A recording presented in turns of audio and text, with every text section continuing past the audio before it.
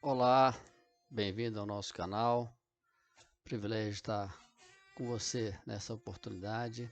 Bom dia para quem é de dia, boa tarde para quem é da tarde, boa noite para quem é de noite, né? No seu horário que você vai estar assistindo aí, mas eu quero dizer que você seja muito bem-vindo. Estamos aqui ainda na temática das ações de Deus na história. Hoje vamos falar sobre os grandes avivamentos na história da igreja. Vamos fazer uma breve retrospectiva do que falamos no passado, mas antes de ler a palavra e orar, eu quero pedir para você curtir o nosso canal, compartilhar, se inscrever, né? Faz seu comentário aí, dá sua sugestão e a gente fica muito feliz que você compartilhe. Eu quero dizer para você um convite de dois projetos que estamos fazendo aí. Quarta-feira, às 19h30, a sala de oração. Você é meu convidado para estar comigo nessa sala, onde juntos estaremos orando pela sua vida, pelo seu pedido, certo? É um momento muito gostoso, estamos cada um na sua casa, mas na sua sala, no seu quarto, e vamos juntos falar com Deus e suplicar, cada um orando pelo outro, todos oram, tá bom? E na quinta-feira, nossa sala de leitura, onde estamos lendo a palavra de Deus, explicando, parágrafo por parágrafo, explicando o que quer dizer aquilo, qual é a função daquilo, o propósito, né? Então, nós estamos lendo o Evangelho de João nessa quinta-feira. Vamos fazer a partir do capítulo 1, a partir do verso 16, porque já lemos até o 15. Então você é meu convidado. Eu quero, agora, antes de ler a palavra, eu quero orar, pedir as bênçãos de Deus sobre essa reflexão de hoje, né? Reflexão histórica, porque isso nos mostra algo muito importante e grandioso para as nossas vidas. O que aconteceu na história nos ensina muito no presente e nos ajuda no futuro, ok? Vamos orar então? Ore comigo nesse instante. Senhor Deus, bendito Pai, Deus de misericórdia, te louvamos, porque Tu és o único verdadeiro Deus. Pai, nós estamos diante do Senhor nesse instante para suplicar, Senhor, a Tua direção na reflexão de hoje. Que o Senhor possa, com o Teu Santo Espírito, iluminar a nossa mente e o nosso coração para entendermos o que o Senhor tem a nos dizer nesta noite, Pai. Abençoe, Senhor Deus, cada pessoa que estará ouvindo esta mensagem, que seja edificado, impactado pela Tua palavra. Abençoe suas famílias, Pai. Nós oramos e agradecemos em nome de Jesus. Amém. Bom, o texto que eu vou ler com você hoje é um texto muito conhecido, é um clássico, segundo Crônicas 7,14. Tenho certeza que você já ouviu esse verso. Eu quero ler novamente, porque eu creio que ele tem muito a ver com o que nós vamos falar esta noite, tá bom? Diz assim: se o meu povo, que se chama pelo meu nome, se humilhar, orar, me buscar e se converter dos seus maus caminhos, eu virei dos céus, perdoarei os seus pecados e sararei a sua terra. Então é Deus falando aqui, chamando o seu povo para um avivamento. Ok, no vídeo passado nós encerramos falando sobre o movimento puritanista ocorrido no século 17 e 18, né? Então, depois disso, houve um declínio da igreja evangélica, igreja cristã, a igreja chamada também de igreja, no caso era a igreja reformada. Eu estou com uma música de fundo aqui, né?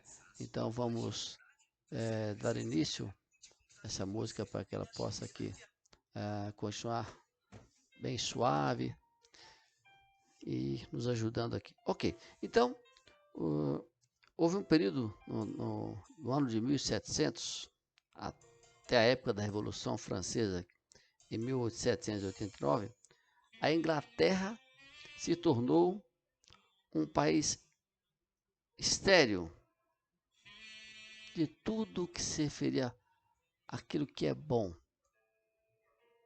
tanto do lado religioso quanto do lado social e pessoal. Ficou um deserto, uma sequidão. E foi um período muito difícil, um período negro. O cristianismo parecia que estava morto.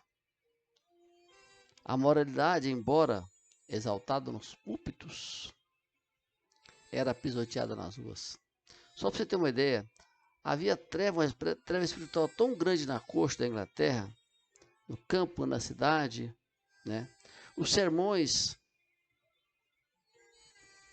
fracos, rasos, vazios, não traziam nada.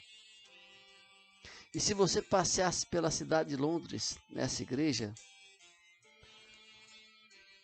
você ia encontrar algo terrível. Tanto é que o célebre advogado Blackstone chegou à conclusão que não havia nenhum sermão que apresentasse o cristianismo nos escritos.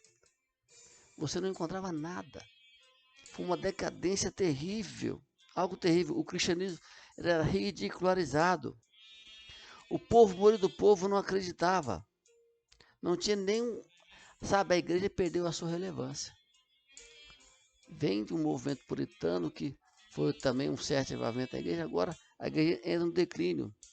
Os bispos das grandes igrejas, mundanos, desqualificados.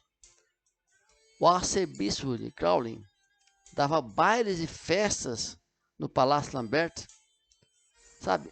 Era uma coisa absurda. A nação vivia dias de desespero, dias sombrios. A igreja na Europa mergulhava na crise no início do século XVIII. O racionalismo, o desenvolvimento dos filósofos estavam em plena ascensão. David Hume, Voltaire, eram lidas com velocidade. E a vida religiosa sempre para baixo. A vida piedosa de homens e mulheres de Deus haviam desaparecido. A igreja mais parecia um vale de ossos secos. Este era o perfil.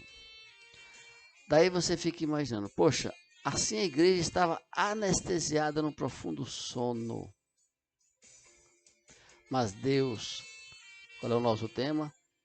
Deus dirige tudo as suas ações na história. Deus não está parado, não está morto, não está de braço cruzado. Foi nesse período que Deus usa para despertar a igreja dessa letargia. Dois jovens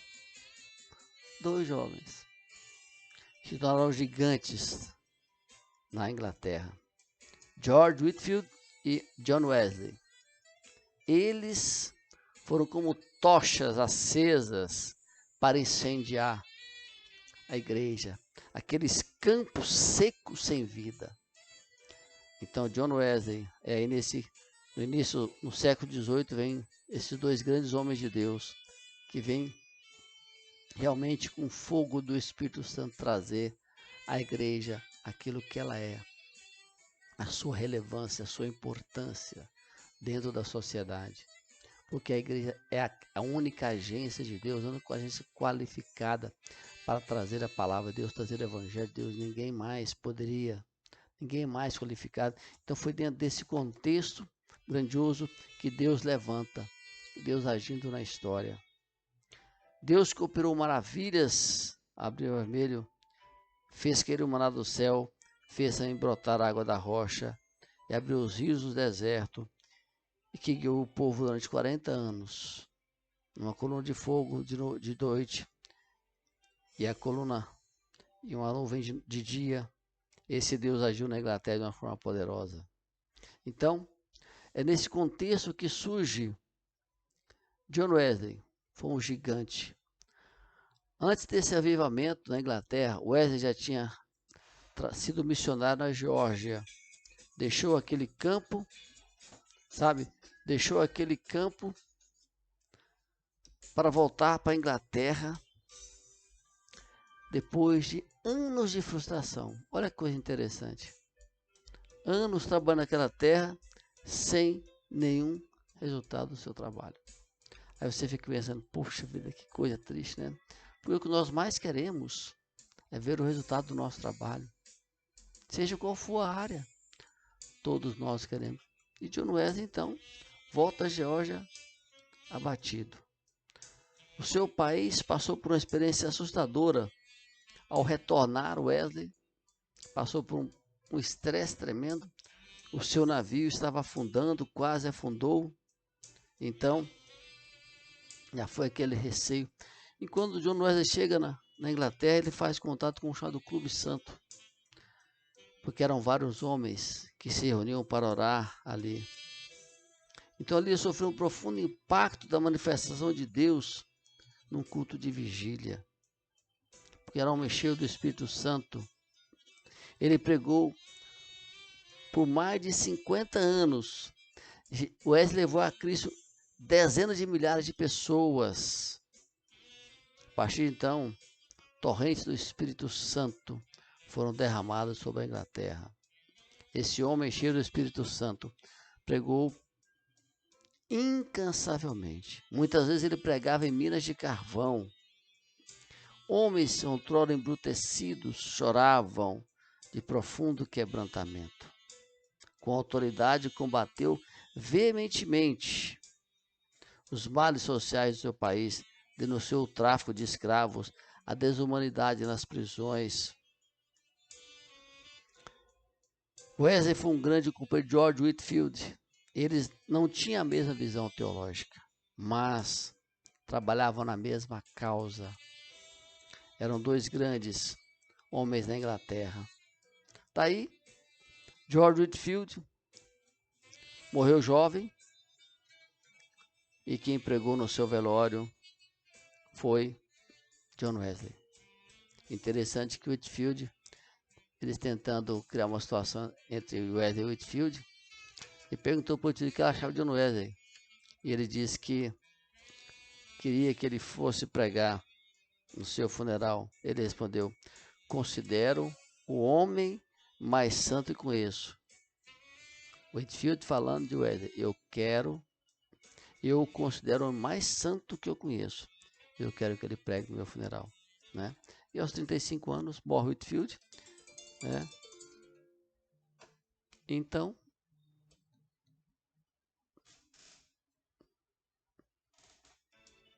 opção aqui no som, né? Então, esses homens dedicaram suas vidas de uma forma grandiosa. Whitefield, então, sai da Inglaterra, vai para Nova Inglaterra, que é os Estados Unidos. E lá ele encontra John Edwards, que liderava o grande avivamento em Northampton, em Massachusetts. O efeito desse avivamento foi tão grande, foi tão tremendo, que mudou a história daquele país. Por volta do ano de 1735, 1740, um tremendo reavivamento aconteceu em Northampton, Massachusetts, sob a liderança de John Edwards, considerado o maior filósofo e teólogo da história dos Estados Unidos. Unidos a J.I. Parker, o maior e mais destacado representante do puritanismo em todos os tempos. Foi esse avivamento que unificou as colônias americanas, formando o conhecimento hoje dos Estados Unidos da América. Olha a ação de Deus. A ação destes homens usados por Deus formou um país. Olha a profundidade disso. Olha a ação de Deus na história. George Whitefield, John Edwards e J.I. Parker. Veja bem a importância do trabalho dessas pessoas em levar a mensagem de Deus, em pregar uma mensagem correta, uma mensagem profunda de arrependimento, de salvação, de libertação, de avivamento. Aquele povo que estava frio, parecendo um vale de ossos secos, foram alcançados pela graça do Senhor Jesus. Por quê? Porque foram homens que entregaram as suas vidas, tinham vidas, pregavam e viviam. Por isso, a importância. Lembra do texto que nós lemos? Se o meu povo, que se chama pelo meu nome, se humilhar e orar. Olha só, o que aconteceu, tinha várias pessoas orando e dedicando. Por isso, não existe avivamento ou reavivamento sem oração e sem dedicação. Vou ter que ter aqui por causa do tempo e volto a seguida em alguns minutinhos, ok? Me aguarde, estou voltando.